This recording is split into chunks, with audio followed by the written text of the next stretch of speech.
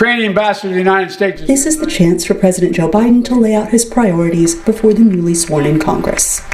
Days ahead of Tuesday night's speech, White House Press Secretary Karine Jean-Pierre warned that the speech is often reworked until the very last moment.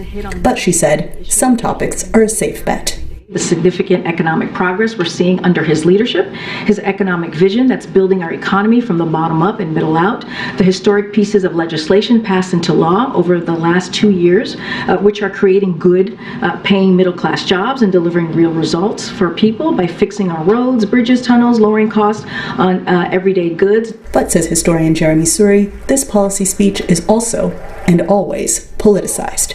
He spoke to VOA on Zoom.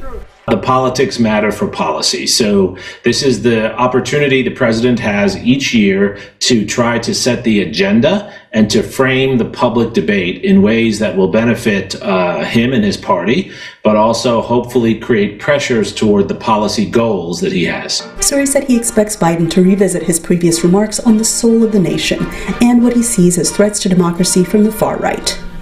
The war in Ukraine is also likely to come up, as it did a year ago, when it was in its infancy and Biden spoke of the West's need to help the nation fend off the Russian invasion.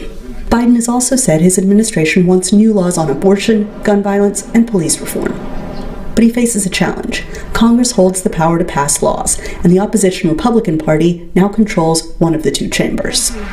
New House Speaker Kevin McCarthy, who will take his seat behind the president on Tuesday, is locked in a debate with Biden over how to spend American taxpayer money. Republicans seek major cuts to government spending. I've been very clear. The current path we're on, we cannot sustain. We got to change the trajectory to put ourselves on a path to balance.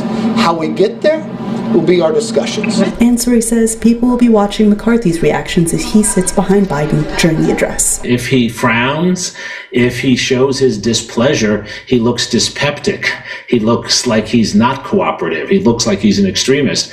But if he looks too happy to engage with President Biden, then of course he will alienate the far right in his party, the small group within his party and within the House who are demanding that he take on the president. This mix of politics, policy, pomp, and personalities will be on full display when Biden speaks Tuesday night.